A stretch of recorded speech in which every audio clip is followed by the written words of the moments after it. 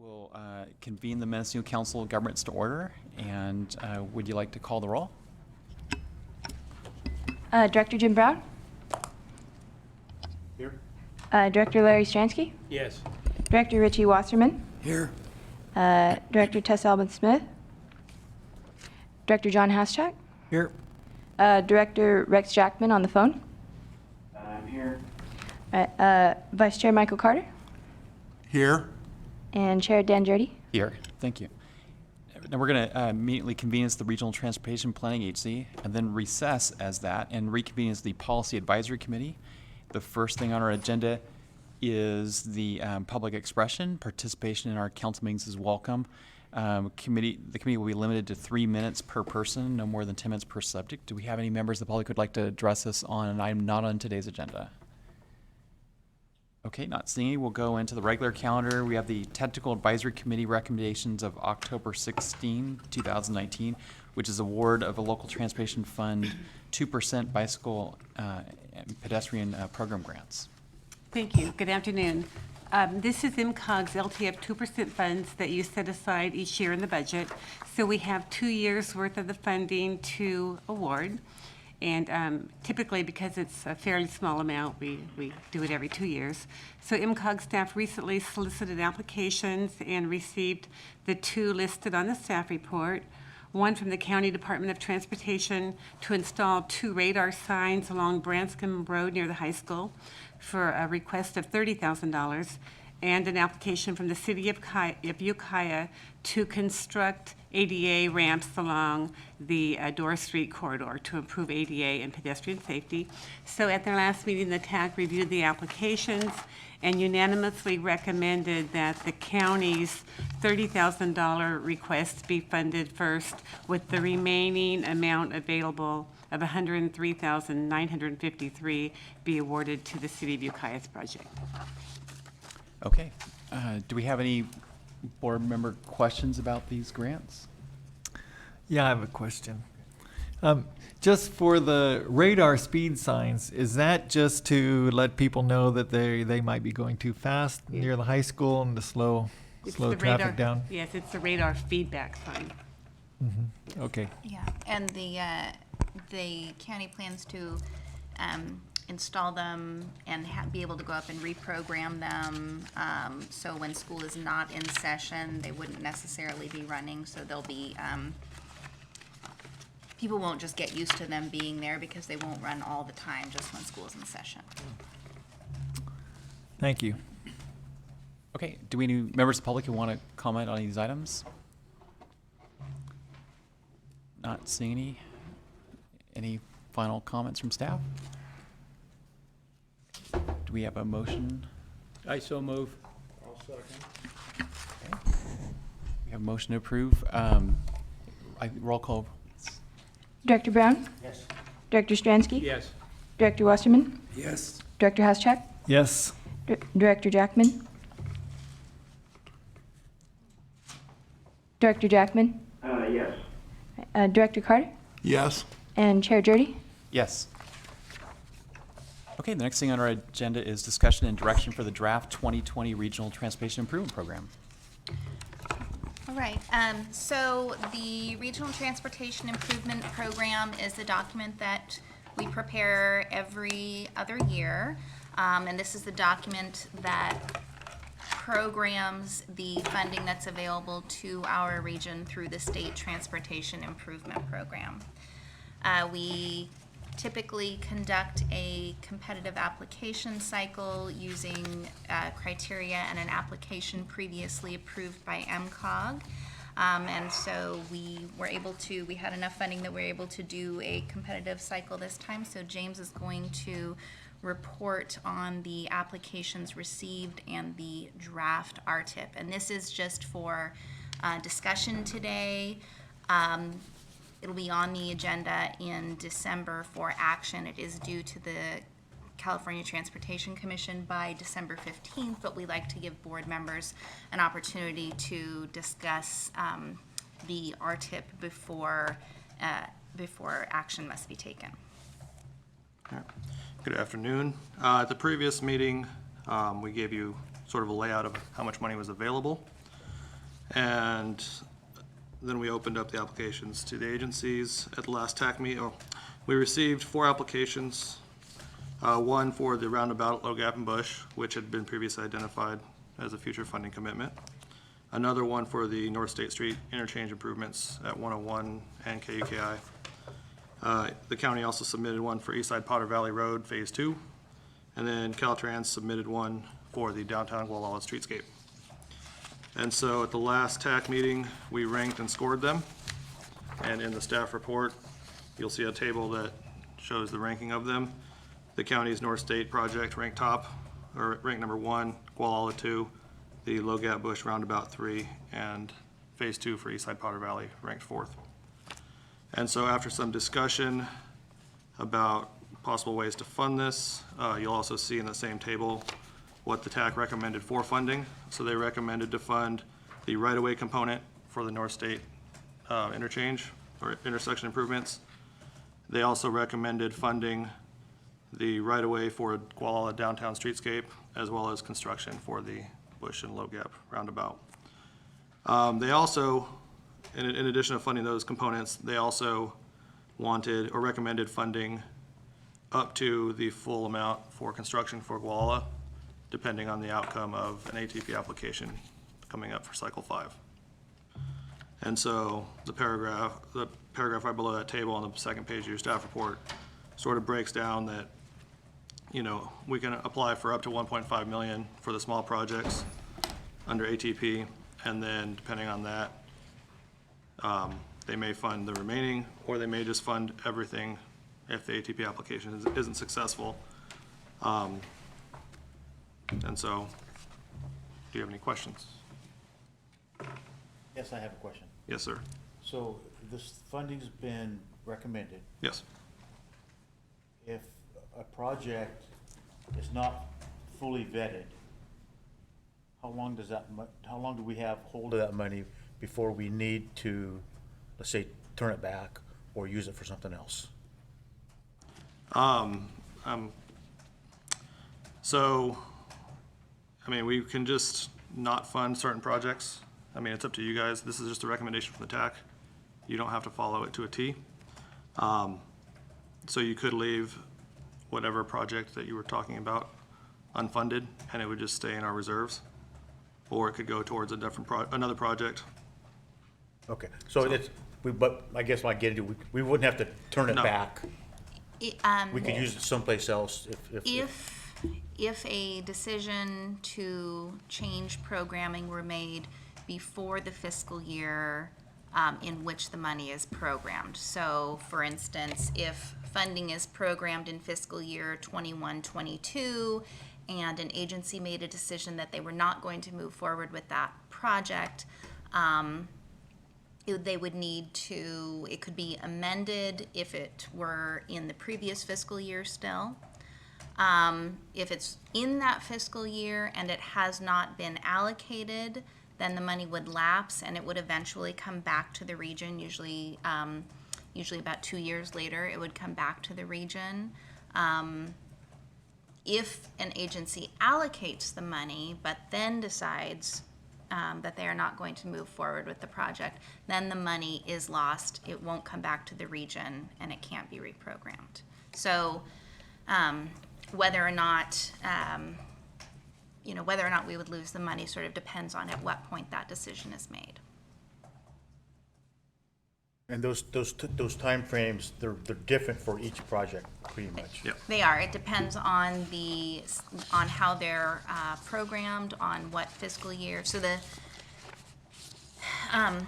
whatever fiscal year money is programmed, it has to be allocated within that year or it lapses. So the year in which it gets programmed is determined through agency input, and then also the CTC can make programming changes if they don't have the capacity within those years. So say if we requested programming in fiscal year 22-23, but the CTC doesn't have enough capacity in that year, they could just push something out to one of the outer years of the STIP cycle. Okay, and for clarification, the Low Gap roundabout, has not been fully vetted, but it's recommended for funding. So I'm wondering when the city of Ukiah needs to make that decision on whether or not we're gonna move that project forward.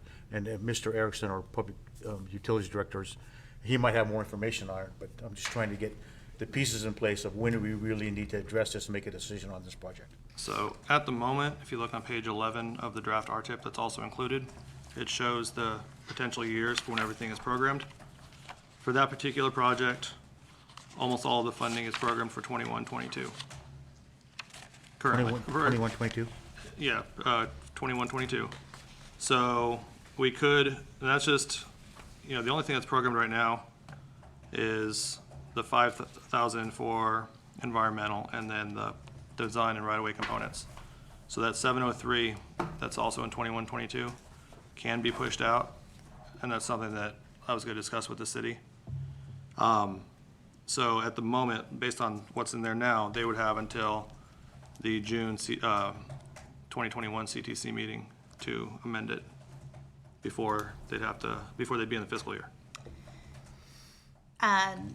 One other scenario, if an agency allocates money and then decides not to proceed with the project, they could, the state can request that they pay any money spent on project development, that they pay that back to the state. Now, an agency can request forgiveness for those funds, but it is a potential scenario. So I would recommend that the city adjust that schedule to allow more time to fully vet the project. There's a traffic study right now taking place in the area, including that intersection as well as several others. So it would be best to allow a little more time for the results of that traffic study to be considered. So the schedule that's listed on page 11 that James referenced, so the money that's actually programmed is the environmental design and right-of-way, and then the $703,000 for construction is what will be added through this document. That's not programmed yet. And this is also a time when we submit the RTIP, it's a time when schedule changes can fairly easily be made to existing projects. So this is the best time for the city to make those changes, and we can work with staff to come up with something that makes sense. Thank you for the information. I appreciate it. Any other questions? Maybe just for clarification, so what you're saying about the Walla Downtown Streetscape project is at this moment, the recommendation is to allocate program, I guess, $900,000 for the project because there's a pending grant application, which if successful would provide a substantial amount of money for the project. And then we would leave money unprogrammed at this point. And when we learn of the success of that grant, then we would know how much more we would want to program towards the project. Correct. Yeah. So the call for projects for the active transportation program will come out in the spring, and then we'll have at least a couple of months to develop and submit applications. And MCOG staff is going to work with Caltrans to develop an active transportation grant application for the project. It is possible that there may be some parts of the MCOG funded part of the project that would not be eligible for ATP funding, because ATP is specifically for bicycle and pedestrian type enhancements. So I think that the majority of it would be eligible, but there may be parts of it that are not, in which case the STIP funding could also be used to supplement the active transportation program grant if it's successful.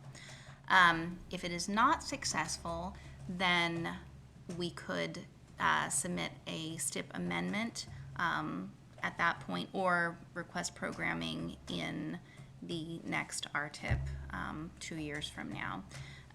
There is a maximum funding amount that is listed in the staff report, which if If we go beyond the target for our current programming, it is essentially an advance of the next STIP cycle.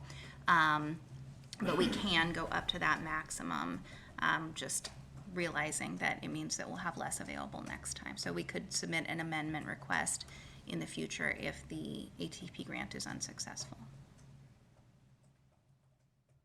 Do we have any public comments on this agenda item?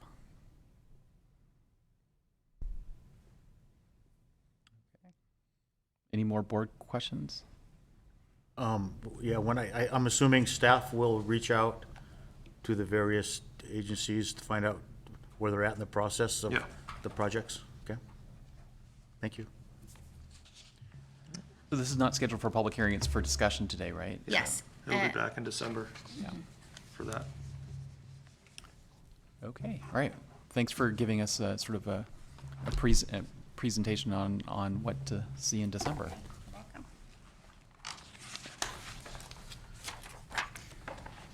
Okay, now we're on to the consent calendar, which is approval of the October 7th minutes. And do we have a motion to approve the consent calendar? Moved. Yes. I recommend it. Okay. Second. Well, I think Richie was first, but. Oh, Okay, it's all right. Okay. I think we still need a roll call. Director Brown? Yes. Director Stransky? Yes. Wasserman? Yes. Alvin Smith? Housechuck? yes. Jackman? Yes. Carter? Yes. And Jurdy? Yes.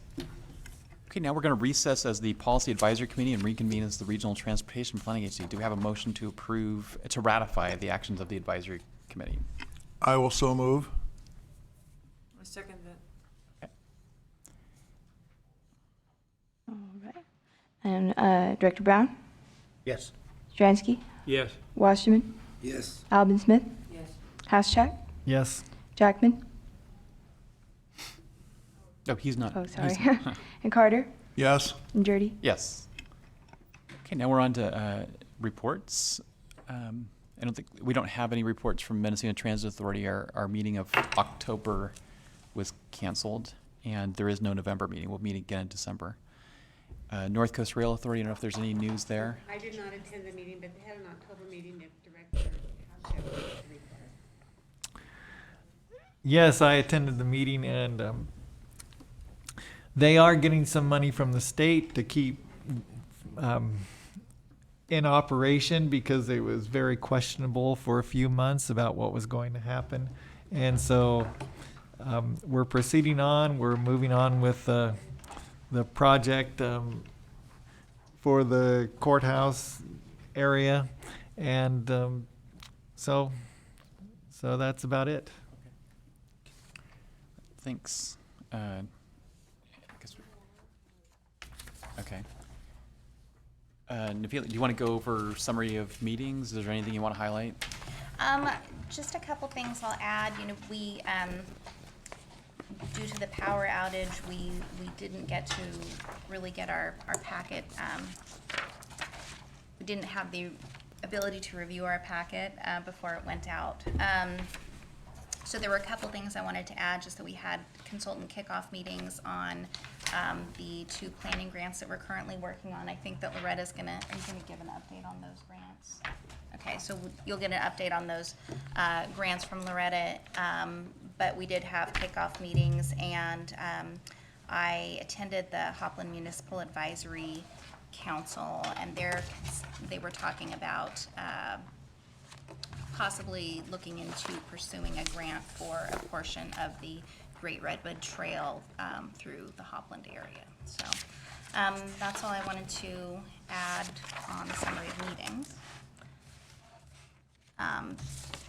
The handout that you just received is another report, just an informational report providing an update on some of the legislation that we have discussed in previous meetings. In particular, I wanted to call attention to the results of SB 277. This was the proposal to change the distribution of the local partnership program, which was established by SB 1.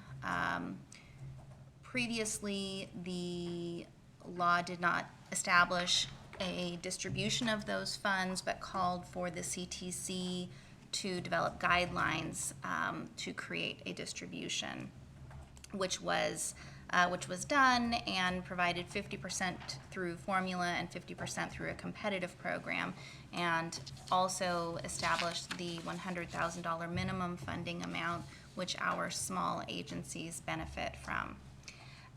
The proposed legislation would have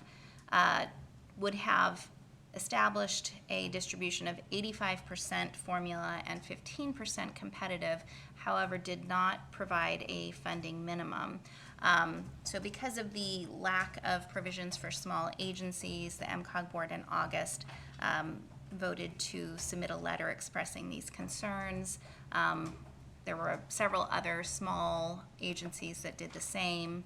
However, the legislature did pass that bill, but it was then vetoed by the governor with a message that the 50-50 split should be continued. So work has now started on developing guidelines for the next round of funding under that program, and we will be involved in that process to try to make sure that the minimum continues and that the provisions that helped our small agencies will remain in place.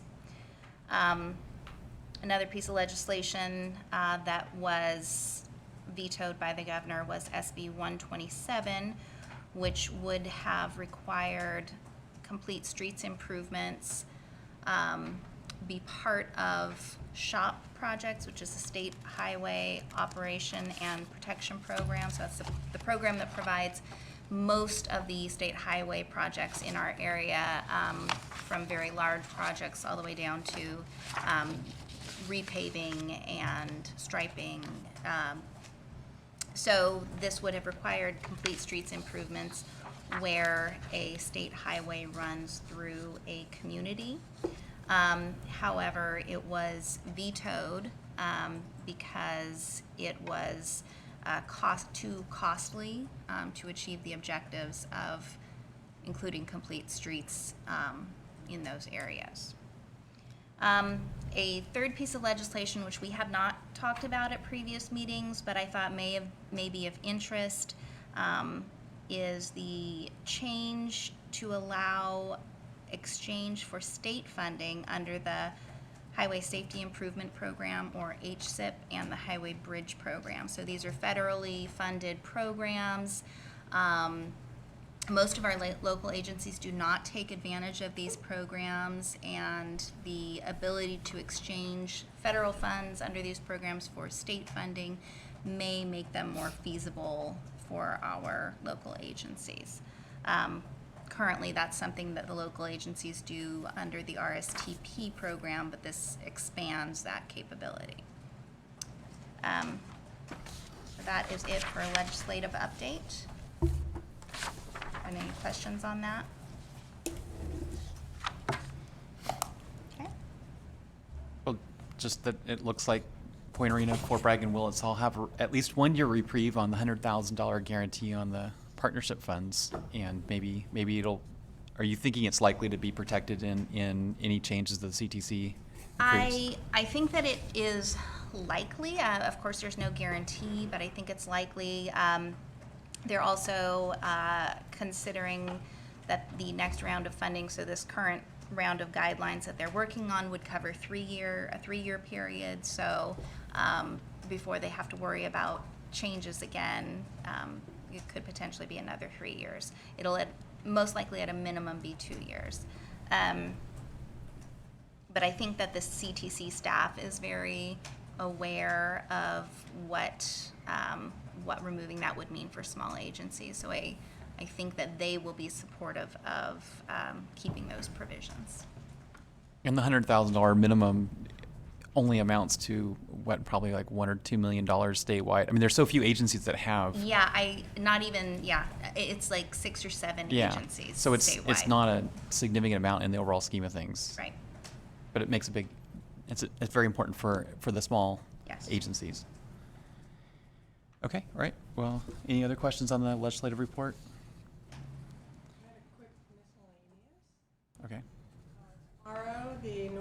super region will be meeting up in Del Norte County, and I will be attending that meeting in Crescent City.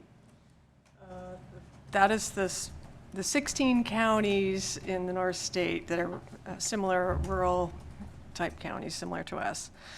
So, and on Wednesday, the following day, the California Transportation Commission will have a town hall there in Crescent City. And I'll see if I can attend that also. You know, they do go around the state from time to time and try to get out to some of the more remote areas and send several commissioners and staff to look at actual projects, and they'll be doing a tour. So that's this week. And the other thing I wanted to mention is that typically we have our unmet transit needs hearing in December at our December MCOG meeting. And we have postponed that out to February. There's still plenty of time. And we're doing that because it was just hard to convene our group of that reviews those, to have our workshop. So the Social Services Transportation Advisory Council usually meets in November. We still have to set a date. Things have been a little disruptive this month, as you know. So just to let you know, we're going to delay that a little bit and take care of that business in February. Okay, thanks. Any other miscellaneous reports? Okay, then we're on to MCOG planning staff. Hi, I have two reports. Excuse me. The first one is that regarding our annual work program, the process starts early in the year, so we've recently sent out the call for projects, and agencies have a 6-week application period to submit desired transportation planning related projects for next year's work program. So that's out there, and the due date is December 1st. And then secondly, our large grant, our adaptation grant that we were successful in receiving, the Fire Vulnerability Assessment and Emergency Evacuation Preparedness Plan project. And you'll recall this is the one that the county CEO office asked the MCOG staff to be the applicant for. So we applied for those funds and were successful. And we've recently completed the contracting process, and the consulting firm selected is Category 5 Professional Consultants Incorporated. They're out of San Luis Obispo. They were unanimously selected as the top ranked proposal among a selection committee of 6 people from the various agencies. So we're happy to have them on board. We had a phone, Nafili and I had a phone meeting with them last week, just getting started. So they will be reaching out to partner agencies. We've given them contact lists. They'll be reaching out to the county and all the cities and fire and police and emergency responders. It's a very large project compared to the planning projects and the grant projects that we typically manage. The entire grant was $280,000, including the match, and the consultant contract is the majority of that at just over $236,000. So we're hoping that you will encourage your local agencies, staff, whenever you hear about this, to be involved and be responsive to the consultant. There will be a good amount of public outreach and community involvement, and that project's just getting started.